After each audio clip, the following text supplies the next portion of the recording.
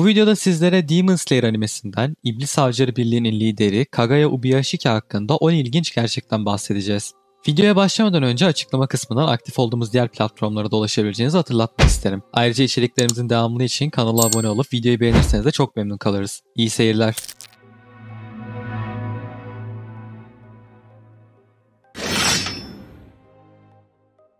Kagaya Ubuyashiki sakin mizacı, diğer canlılara karşı olan saygı ve sevgisiyle İblis Avcıları Birliği'nin lideridir. Eşi Amane ve çocukları Hinaki, Nichika, Kiriya, Kuina ve Kanata'nın yardımıyla beraber yönettiği aile İblis Avcıları Birliği'nin son neslidir. Kagaya ise neslin yönetimini daha sadece 4 yaşındayken almıştır. Şu an ise 23 yaşındadır.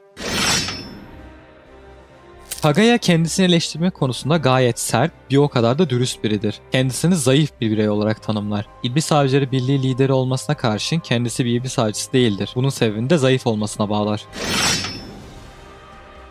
Az önce size kendisine karşı olan tavrından zaten bahsettik. Bununla beraber Kagaya, İblis Avcıları Birliği'nde bulunan herkese çocukları gibi davranır. Onlara kendi evladı gibi değer verir ve zaman ayırır. Hastalığı onu köşeye sıkıştırana dek birliğin geçmişte ölen üyeleri için sık sık mezarlığa gitmiş ve mezarlarını ziyaret etmiştir. Böylece en azından üzerine düşen görevi biraz da olsa yaptığına inanır.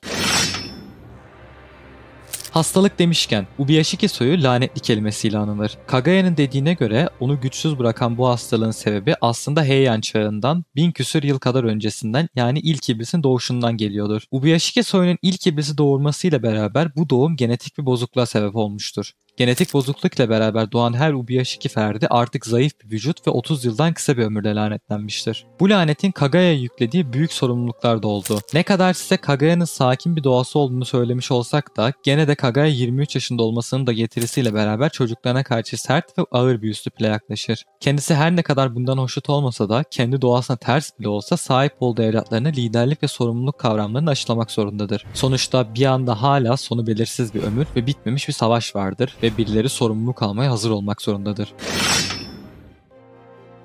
Kagaya'nın zekası ve olayları durum her ne olursa olsun etraflıca düşünmesi onun taşıdığı liderlik vasıflarından biridir. Tanjiro'nun bir iblis avcısı olarak üzerinde bir iblis taşıyor olması aslında onu açık bir suçlu yaparken Kagaya Tanjiro'yu huzurunda büyük bir saygıyla karşılar. Kendi yaşadıklarını etraflıca düşünür. Kaybettiği onca askerin bir iblis tarafından öldürülmüş olmasına rağmen Nezuko'yu kabul eder ve ona bir insandan farksız davranır. Tanjiro ve Nezuko'yu günahsız kimseler olarak kabullenir ve onları bağışlar. Kagaya'nın babası 19 yaşındayken birlik üyelerinin defalarca ölmesi düşüncesine dayanamadığı için intihar etti. Kagaya'nın kardeşleri de öldü ve daha 4 yaşındayken aile reisi pozisyonu ona kaldı. Ubuyashiki klanında doğan tüm erkek çocuklar 30 yaşını geçmeden ölür. Gene aileden doğan kızlar 13 yaşına kadar evlendirilmeli ve soyadları değiştirilmelidir. Aksi takdirde onlar da kaçınılmaz olarak kaza veya hastalık nedeniyle öleceklerdir. Gelelim Kagaya'nın genel yeteneklerine. Duygu maskesi. Gayet uzun ve detaylı bir açıklaması olsa da elimizden geldiğince kısa ve net bir şekilde açıklamaya çalışacağız. Kagaya duygularını saklama konusunda üstün bir yeteneğe sahiptir.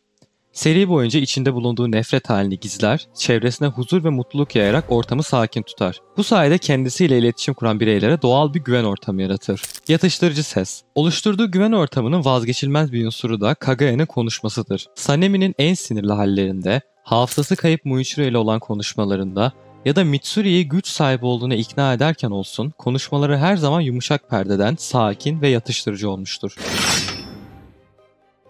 Son olarak biraz da Kagaya'nın doğaüstü yeteneklerinden bahsedelim. Olağanüstü algı. Kagaya çevresinde bulunan varlıkları insan ya da iblis fark etmeksizin algılayabilir, hatta onları güçlerine göre sınıflandırabilir. Hastalığının ilerlemesiyle beraber kör olmasına rağmen bu yeteneği kaybolmanın aksine daha da gelişir. Fanların sık sık kör gözleriyle ilgili bu yapkan şakası yapması da bu durumu daha da ironik kılıyor. Öngörü. Ubuyashiki ailesinin geçmişten günümüze her ferdinin sahip olduğu bu yetenek taşıyıcısına normal bir insanın tahmin mekanizmasından çok daha komplike ve detaylı şekilde analiz yeteneği verir. Bir bakıma geleceği görmekle eşdeğer olan bu öngörü yeteneği Kagaya'nın anime içerisinde yaptığı tahminleri de daha anlaşılır kılıyor. Örnek olarak Daki ve Gyutaro'nun aldığı yeniliklerin yeni bir dalgayı tetikleyeceği veya Muza'nın tek zayıflığının var olan güneş olacağına dair öngörüleri aslında onun bu yeteneğinin en büyük kanıtıdır. Bu öngörüler er ya da geç doğru çıkmış ya da çıkacaktır. Sonuç olarak ne açıdan bakarsak bakalım Kagaya genç yaşlarında ağır şeyler yaşamış, büyük sorumluluklar almış ve sahip olduğu bilgi ve yetenekleri doğru harmanlayarak İblis Avcıları Askerleri Birliği'ne doğru bir liderlik etmiştir. Zekası ve hoşgörüsü ona en doğru savaşları ve en büyük galibiyetleri getirmiştir. Uzun lafın kısası kendisi gerçek bir liderdir. Kagaya'dan ve bizden bu videoluk bu kadar. Daha fazla anime içeriği için kanala abone olmayı ve videoyu beğenmeyi unutmayın. Ayrıca Demon Slayer videolarının devamını istiyorsanız yorumlarda bize bunu belirtebilirsiniz. Hoşça kalın.